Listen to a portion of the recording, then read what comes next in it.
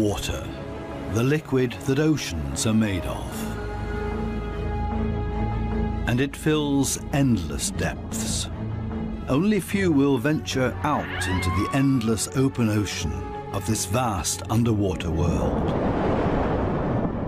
Most of the ocean inhabitants live in the city, as it were, like human societies. Very close together, with friendly neighbors and nasty co-tenants. While dangerous robbers lurk around at the edge of town.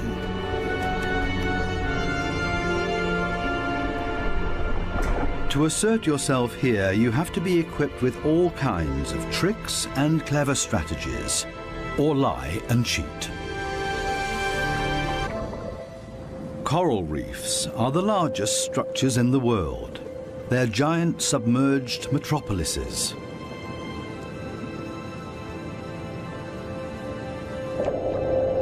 Millions of different inhabitants live in these cities, a universe with coral palaces and soaring towers.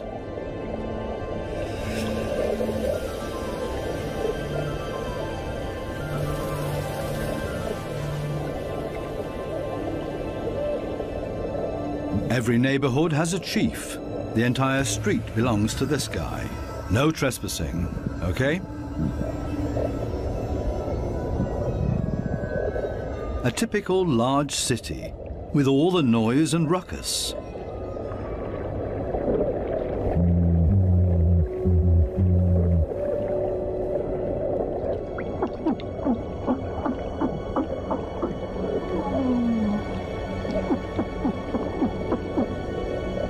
Even this little porcupine fish bleats around. It creates this sound with its swim bladder.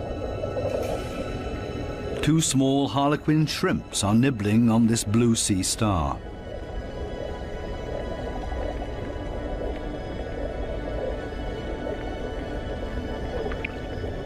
If someone else shows up, he will catch hell.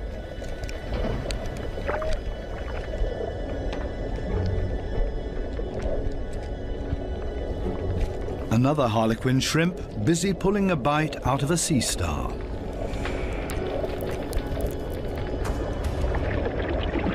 Moray eels in disagreement.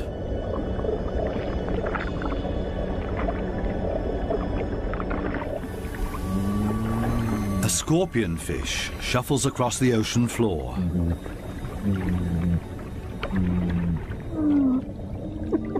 Everything and everybody makes a lot of noise. A boxer crab threatens everybody that comes by, holding two poisonous anemones in its claws. At least the anemone reef looks peaceful. Or does it? The clownfishes are having a huge squabble. Who does this anemone belong to? We can hardly see this fish, but he's easy to hear, a crocodile fish. Does this giant puffer fish hear something?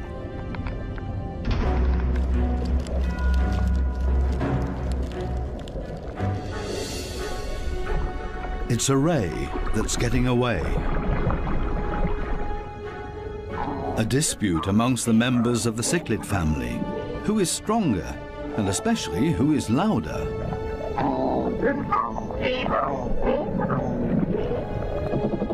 Two Walkman fish are noisily trying to woo a female.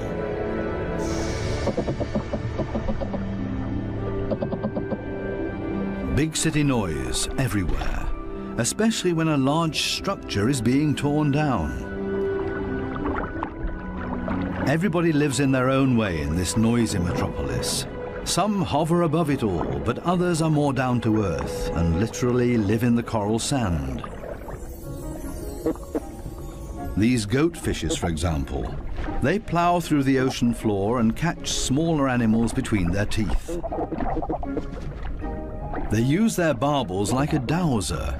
With them, they can detect even the weakest electric fields that point them towards small prey.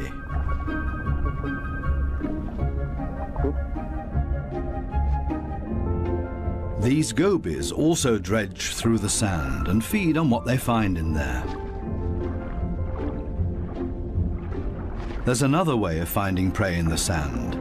This blue-spotted stingray uses its wings like shovels, and there's always a chance of stealing something.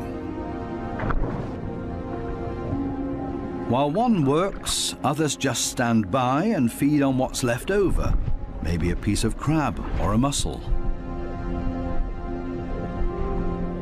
You have to be very familiar with this area to find the best morsels.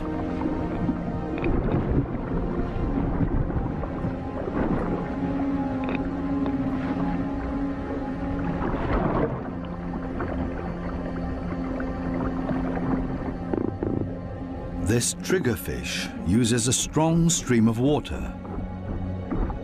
The fish blows away the sand to unearth whatever is hidden inside it. Others are quick to steal whatever they can.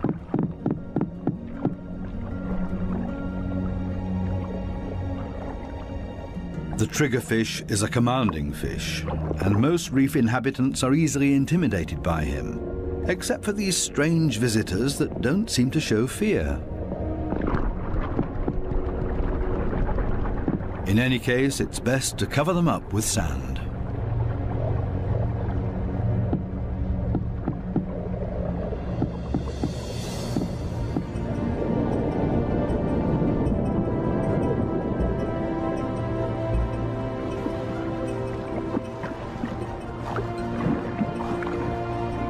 It's not easy for a small fish in a big city. There's always somebody with bad intentions, and you have to be extra careful not to get swallowed, like these moon wrasses, for example. So it's always safer for the smallest among the reef inhabitants to show up in schools. It's difficult to keep an eye out for only one little fish, and as a result the predator often grabs blindly at nothing and comes up empty. To show up in a big mob is always safest.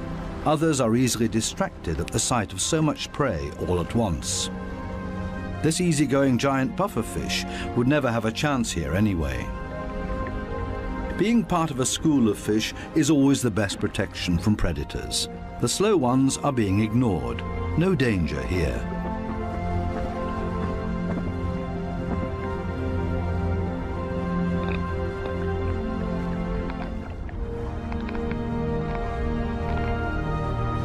The school distributes the danger. If there are 1,000 fishes, any of them can be the target, and 999 are going to be just fine.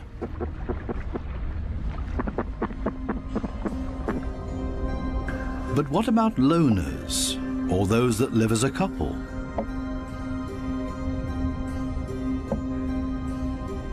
Seahorses, for example, camouflage themselves to look like the coral branches they're holding on to.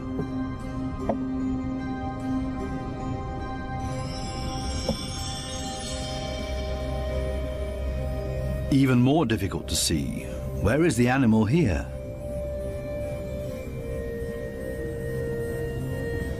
Only the eye betrays this trumpetfish's camouflage.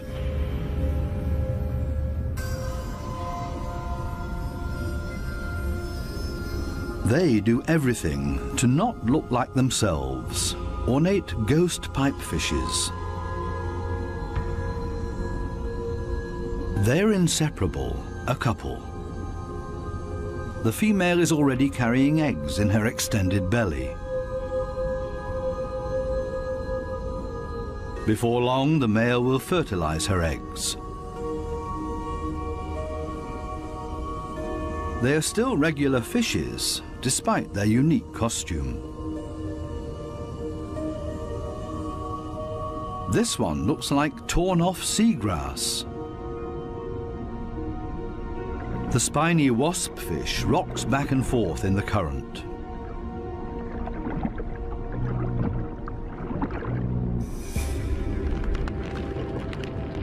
Not a monster, but ingenious camouflage.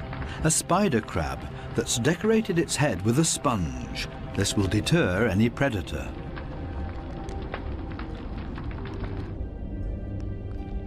Another great camouflage, a barrel decorated with rocks.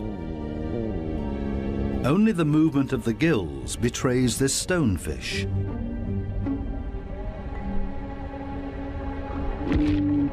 Even a smack with a fin doesn't bother him. The fish knows it will not hurt him. It only shoves him a little further to the side.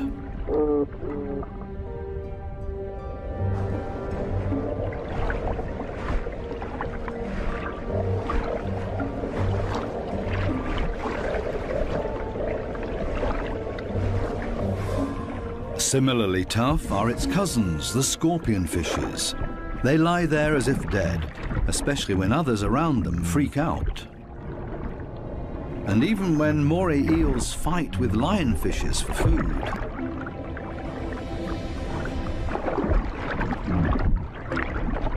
The scorpion fish lies in wait for its chance,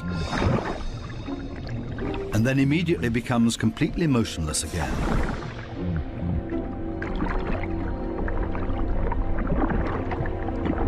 The only difference is that it raises its dorsal fins with the poisonous barbs inside, is completely still but now also armed. This large anglerfish virtually blends into the background tangle of algae and leaves. Right now, the anglerfish is on high alert. It ejects a large cloud in order to throw off predators. It's not the time to feed or catch anything. Its angling rod is lying flat on the fish's back. The white tip at the end of the rod is used to lure prey. The anglerfish feels threatened by something. Finally, it gives up its camouflage and moves further over, using its fins to float. As soon as the fish retracts the fins, it sinks to the ocean floor.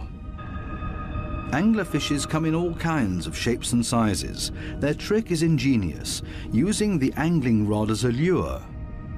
And every curious little fish becomes dinner. Many animals, including ocean inhabitants, communicate with a mixture of sounds and behavior. Everybody has to look out for their own survival in this metropolis of ocean inhabitants. But it seems maybe not quite everybody does it by themselves. The partner goby has come to an agreement with two pistol shrimps. The goby keeps an eye on things while the shrimps keep maintaining their hole. Larger rocks at the entrance are ideal for securing it.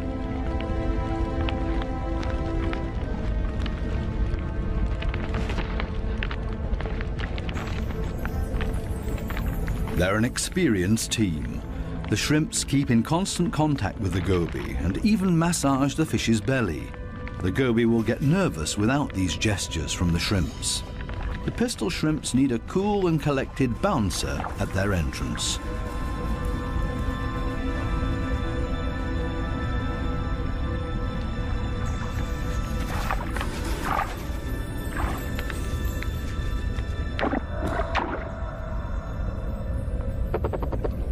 Teamwork. This is where the anemones settle with their poisonous tentacles.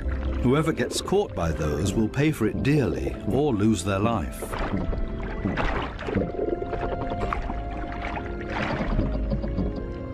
No wonder that there is virtually no one who likes to settle here. The little clownfishes are the only ones that know how to deal with these tentacles. They cover themselves with the slime of the anemone's tentacles and are protected from the poison. The clowns are safe in here, and in return will protect their anemone as well as they can. This seems like a sensible deal.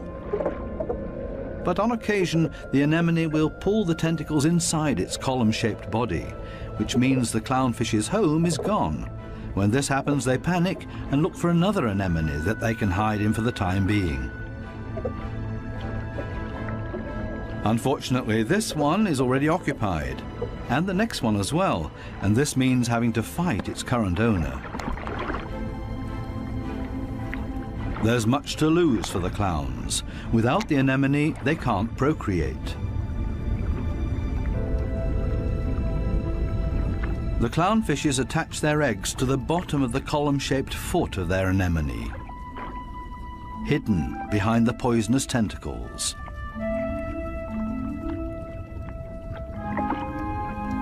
Both male and female tend to the eggs. They fan fresh water on them. The eyes of the babies are already clearly visible. The clowns are very protective of their eggs.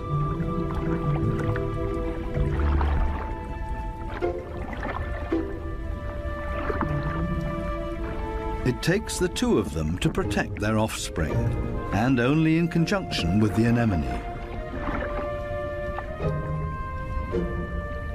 Everybody in the reef has to take special care of their young. If they don't, it means their species will simply die out. So it's not surprising that everybody gives it their best effort.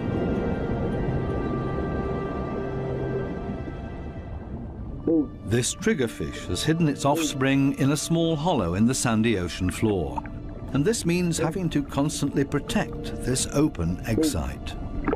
On occasion, they blow and fan the eggs, but mostly they keep an eye out for predators. This means grave danger. One of the sea urchins is wandering straight towards the nest. The eggs have to be protected at all cost, but how? The triggerfish seems to consider the alternatives.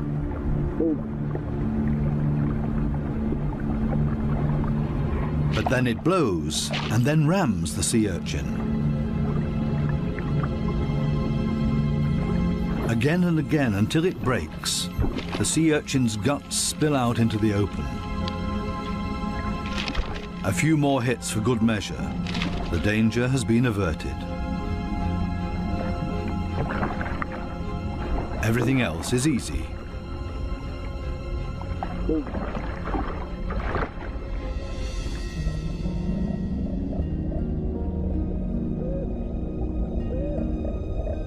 Two little damselfishes cling to a coral branch, a pretty and obviously inseparable pair. They appear to have something important to do. And there it is. The female has been laying eggs and glued them to a coral branch. Over and over again, both of them sweep past the eggs to keep them clean. Two very busy parents in the middle of town.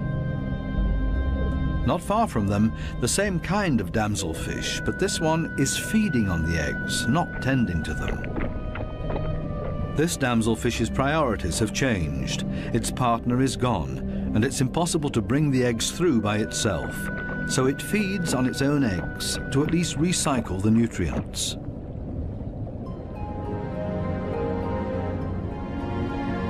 There are many different strategies to give one's offspring a good start. Some are surprisingly easy.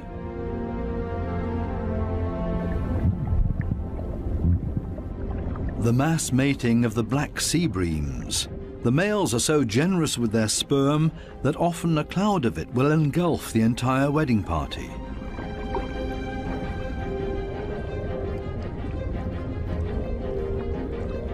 Countless couples and constantly in motion. A predator would have a hard time to find its bearings in this schooling behavior.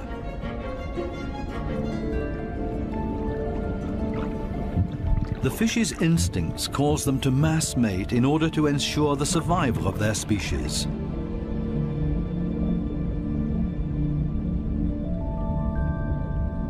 Cardinal fishes have their own clever means of child protection.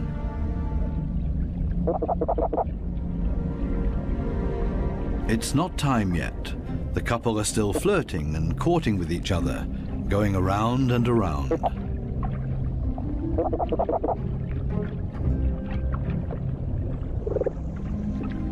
We'll leave them to it and take a detour to a couple not quite as gentle with each other. Monkfishes live in groups, and their nests are very close to one another. As a result, all the fishes are alerted to a predator nearing their nests.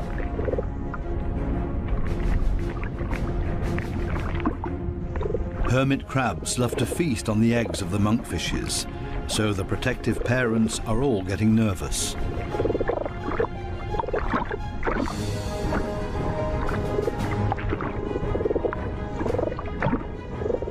The hermit crab is still far enough away and currently busy with something else. The hermit crab's best defense is its house that it carries around for protection. The patience of the monkfishes is wearing thin.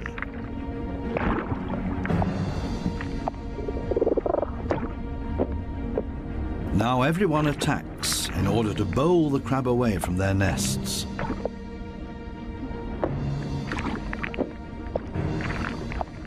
They're clearly telling this hermit crab to take a hike, but they should have stayed with their offspring because there's new danger approaching. A gaggle of rainbow wrasses takes advantage of this unique opportunity and ravages the monkfish nests. The predators are quick, brutal, and in the majority. Most of the monkfish eggs will be devoured. An attack of this kind would never happen to the cardinal fishes because they are mouth brooders and don't have to watch over a nest that's out in the open. The males carry the eggs in their mouths, up to 20,000 of them.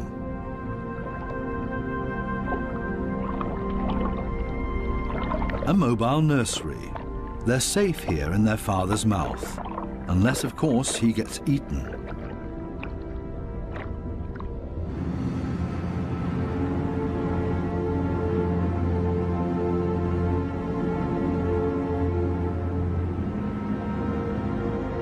During the night, when it's dark, the danger is greatest. These underwater cities have a very active nightlife with special attractions. Basket starfishes come out and sit in the current. It's a night-active type of brittle star. With their arms full of tiny little hooks, they filter plankton out of the water to feed.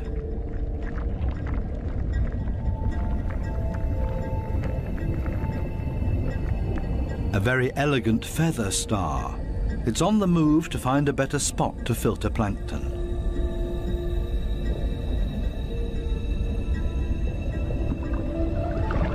This Spanish dancer is even more graceful and elegant than the brittle stars.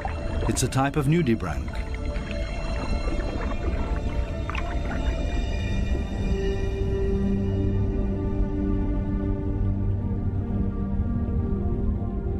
The giant pufferfish is relaxed and spends the night dozing off on the sandy bottom.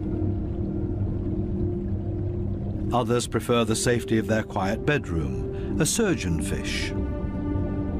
Everybody settles in for the night as comfortably as possible. The parrotfish tucks itself away in its mucus cocoon for protection against predators. Everybody's sleeping arrangements are different. The poor triggerfish has to stand guard by its nest all night long. There's no time to rest.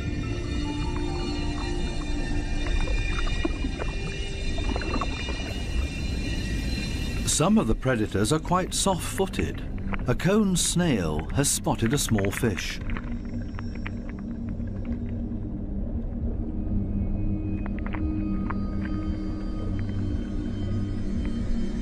The snail is fast, and the prey disappears in the blink of an eye.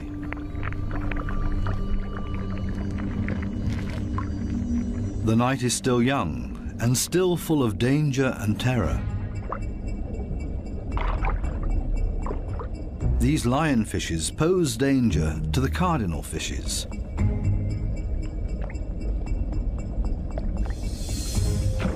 Lionfishes suck in their prey.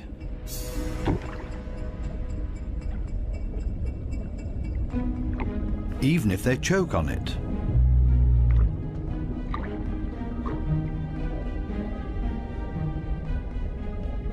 They're hanging around waiting for their chance.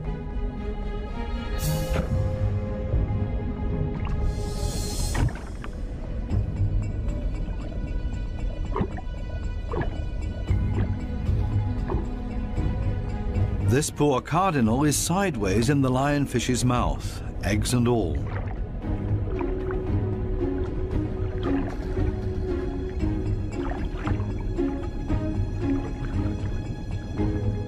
Lionfishes aren't the most elegant predators, with all their attachments and frayed fins. But this is all part of their camouflage. They're harder to see and blend into the background. Outside the reef, the lionfishes hunt as a school. They drive their prey towards one another with their fanned-out fins.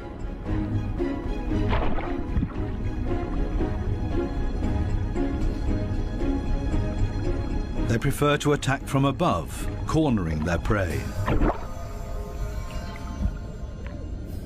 This is not a different location, just different light.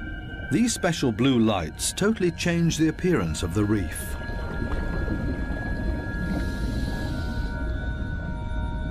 Now we can see that the coral polyps are bright red, and they clearly stand out from their environment.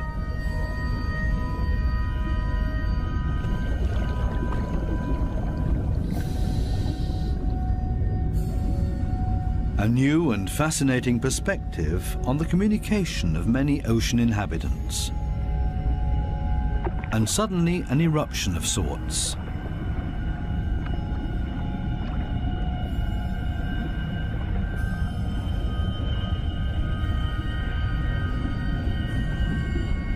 It looks like smoke, but in reality it's a type of reproduction. A carpet anemone is ejecting its sperm.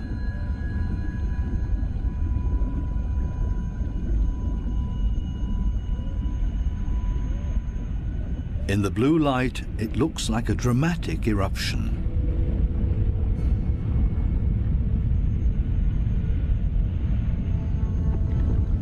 A hermit crab as a magic lantern.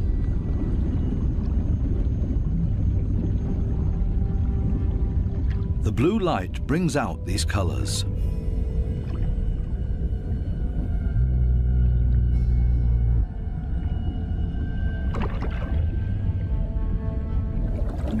An entire group of lionfishes on a food foray.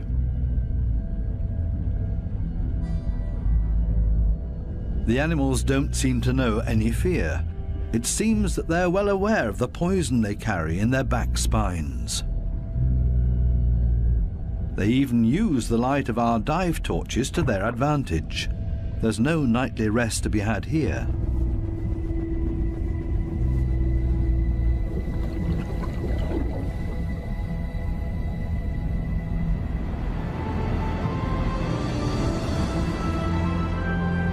With the first daylight, new life comes into the reef city.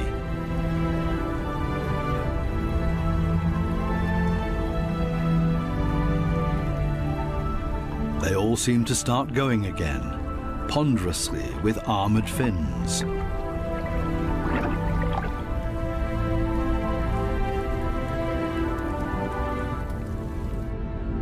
As pedestrians, and as light and quiet as possible.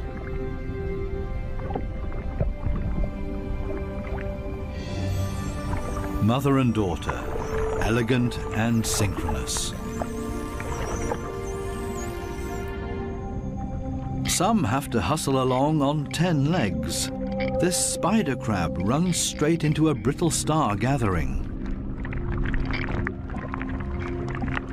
A giant smash-up in the early morning. Wildly flopping around, everybody tries to get away.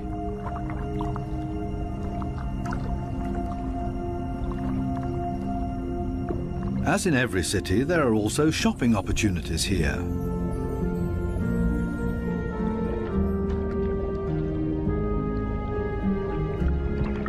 This moray eel knows her shops well. She rushes to her favorite store every morning. The same with this blue-spotted ray. But they haven't opened yet. It leans on one fin as if to say, it's waiting.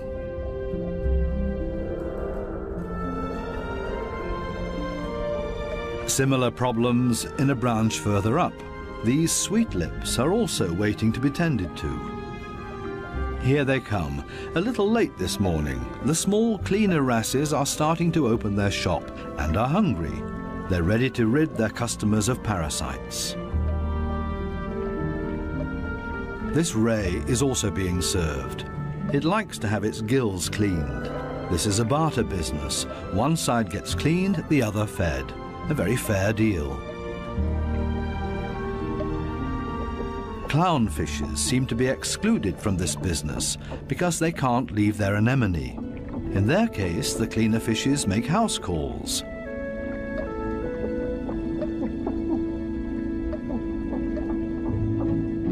This snake eel is also otherwise engaged, and the cleaner shrimps are also making house calls for him.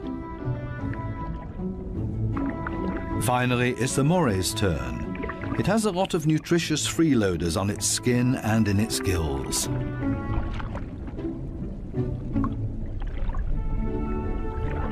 All of a sudden, the cleaners leave. Why?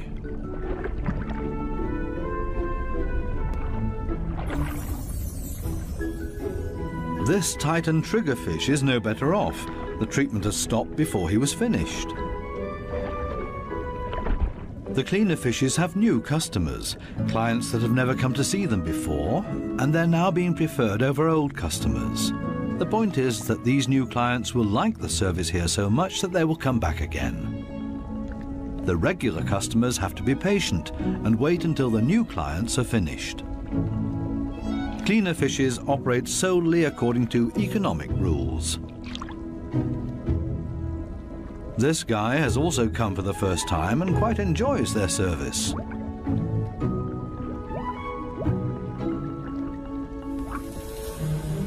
Sometimes it's too much of a good thing, though. This small black-spotted puffer just wants to look around and is not asking for a cleaning at this time. It swims away quickly and clearly annoyed.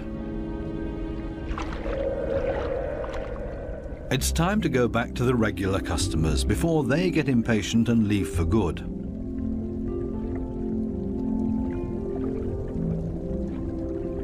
Digging deep where the gills are dirtiest.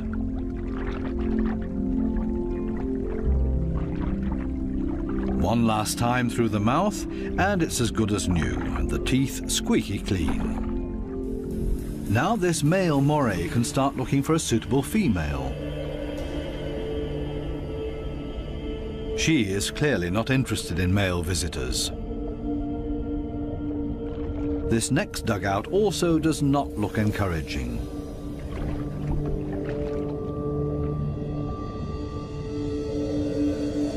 These two have already found each other. A strange pair with a triggerfish as roommate. They seem to get along just fine. It's difficult to cut in as a stranger.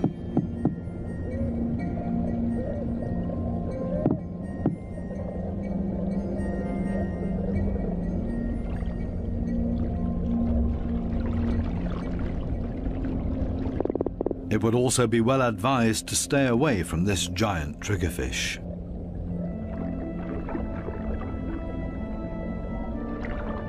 This, on the other hand, might be a different situation.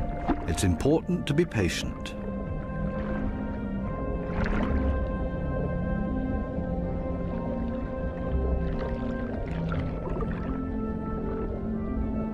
This female moray does not seem to be too reluctant. She's showing her teeth, which is not a sign of aggression, quite the opposite. She finally agrees to a date.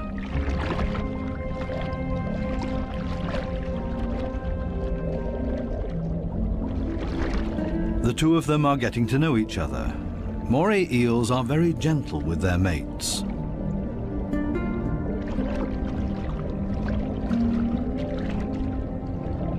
And they're good for another surprise, as partners of a phenomenal hunting party.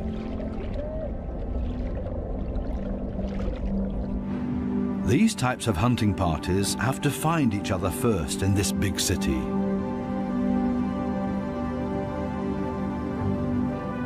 The right place for the moray and her partner.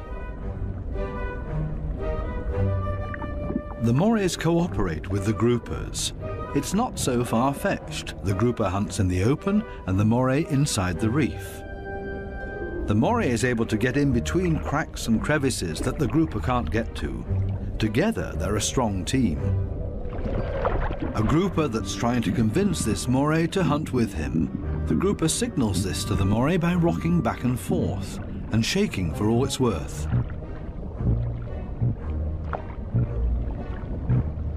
All for nothing. This moray doesn't understand and stays in its cave.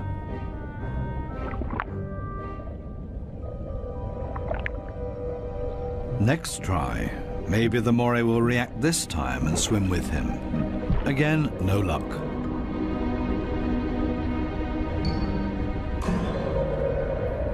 Finally, this moray seems to understand the grouper and is hungry. The grouper tilts its head and the moray accepts his invitation. Together they swim through the reef. The moray prefers to swim between the dark alleyways, and the grouper decides it's safer to stay on the main streets around the reef. This is not the right place. The grouper expected to find scared prey here. The moray takes a break and waits. It's not going to happen this way. Again, another invitation to go. They continue through the reef to another coral head. Also nothing for them here either. The moray is getting ambitious as well now and initiates a hunt on her own.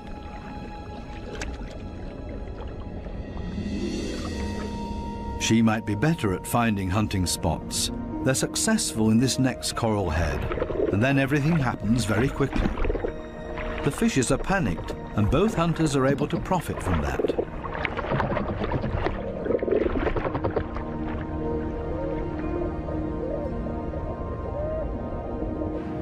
This coral city offers living space for millions. Many hideouts and crevices provide protection for everybody. My home is my castle.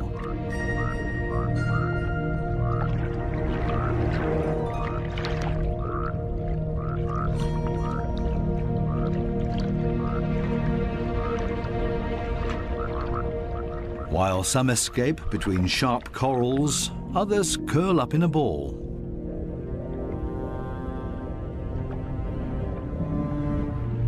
Octopuses don't have bones and are therefore able to change shape. Their homes are usually very tight and space-saving.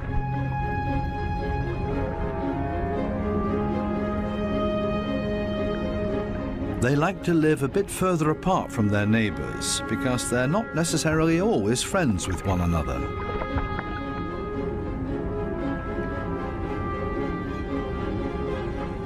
It might be best to put up a wall of stones between them. The ocean offers many hideouts, which is synonymous with survival for many ocean inhabitants.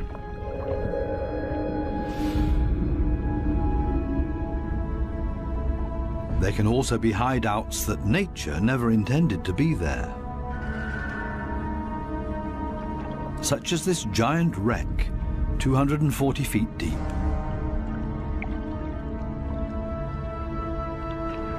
A research submarine on its way into the deep comes across a sunken freighter. It's an artificial world with countless nooks and crevices to offer protection and a home for many ocean inhabitants.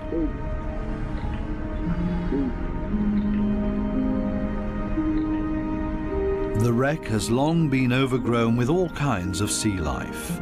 The side of the hull has become a living wall made of corals and sponges.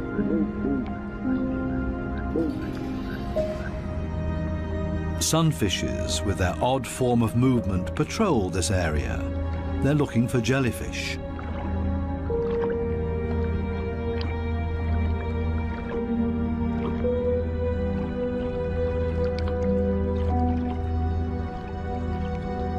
In steerage, where the current is strongest, filter feeders have found a new home, such as these sea fan corals.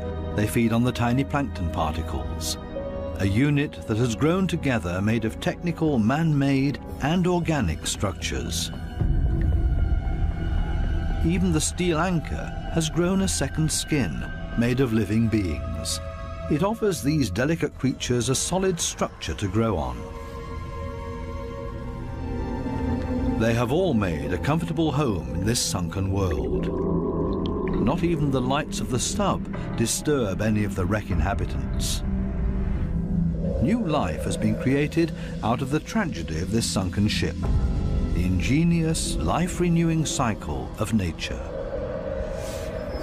The Morays are sharing a home. They seem to be exceptionally friendly towards one another, even with this conger eel as their neighbour.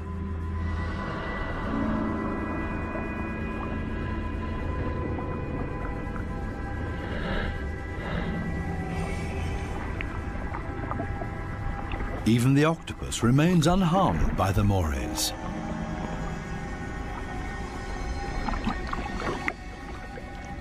A unique environment made of steel that offers many different opportunities for ocean inhabitants to use it.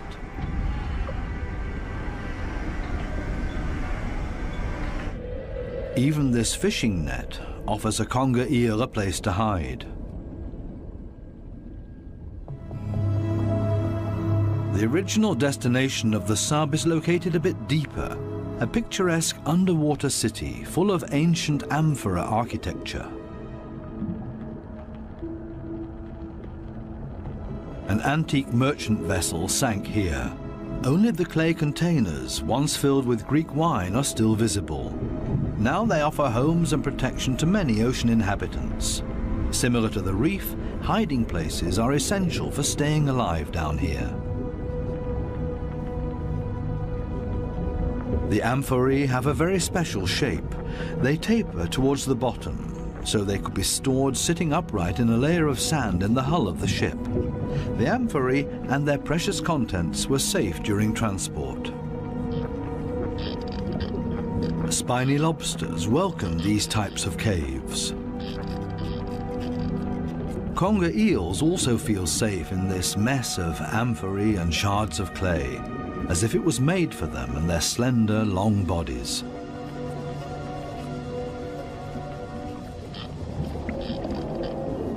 The city of amphorae on the ocean floor provides countless opportunities to observe, disappear, and be unseen.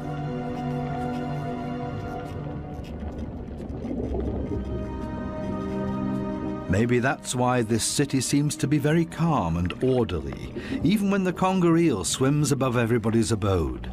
Nobody panics because they only have to withdraw slowly into their homes and are safe. The same goes for this forkbeard.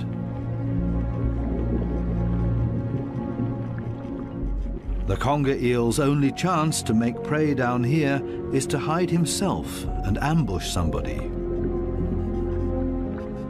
The sunfishes also don't have much luck feeding here, for the same reasons as the conger eel. On the other side of the globe, the Spencer Gulf in southern Australia. Every year, hundreds of giant cuttlefishes meet up to mate. The rocky seabed offers great holes and caves to hide the eggs.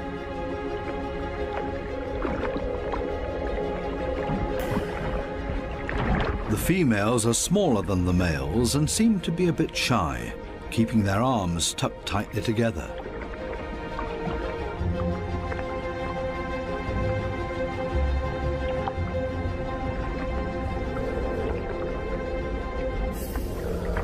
The males, on the other hand, present every bit of themselves openly to impress the females, but also other males that are potential rivals.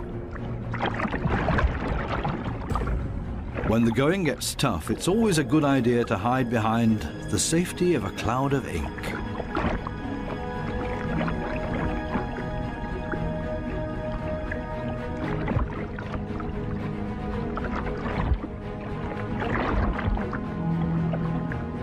Without much success. Escape in reverse.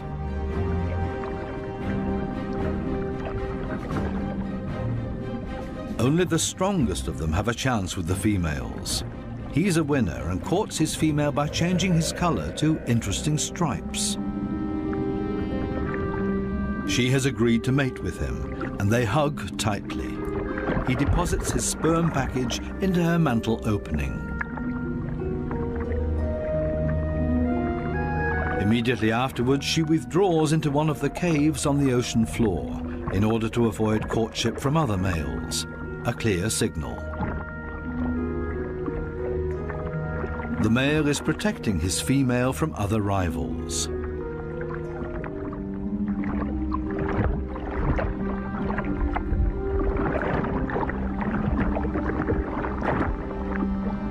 But there's always the unexpected.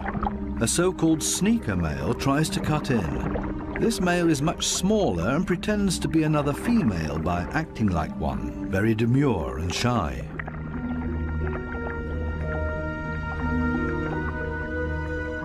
All seems to be fine in the den. He's busy chasing away other rivals from this new supposed female. Especially now that there are 2 females under his protection. It can't hurt.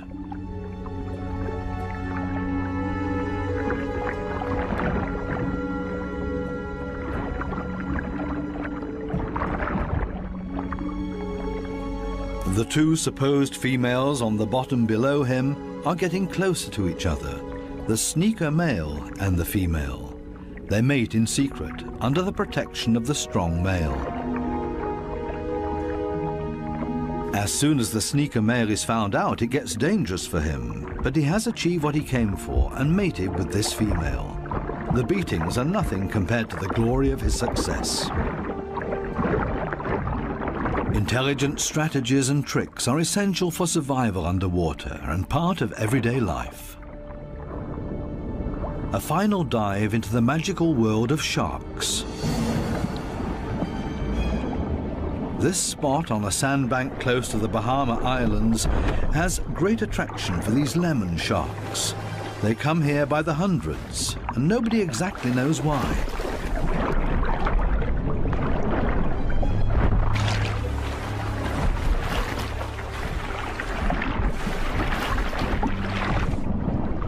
This sandy plateau in the middle of the open ocean is easy for scientists to get to.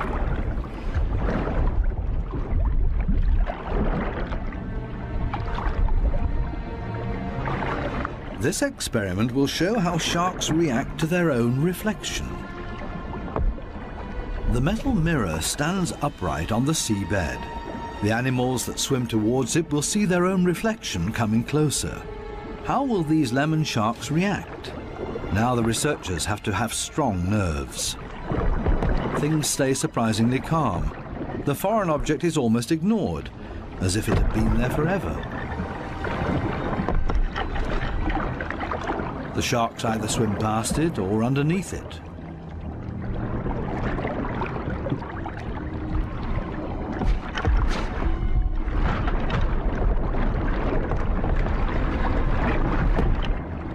The scientists expected a bit more, and soon the sharks lose all interest in the mirror.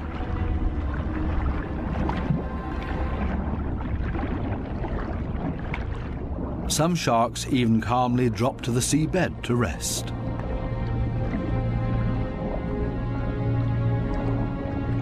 The only ones alarmed by this behavior are the remoras that like to keep moving.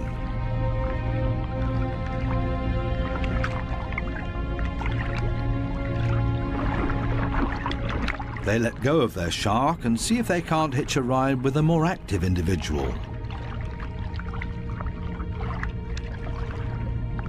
Shark hopping. This one isn't a good choice either, so they continue to yet another one.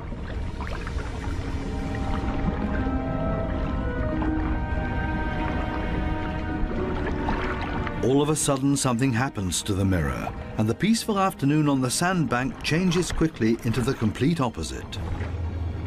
The rope that the mirror is attached to loosens and the mirror falls over.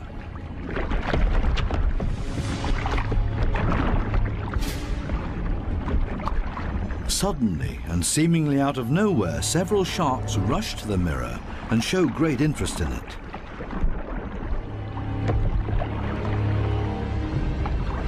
They smell and touch it, and they get more and more excited.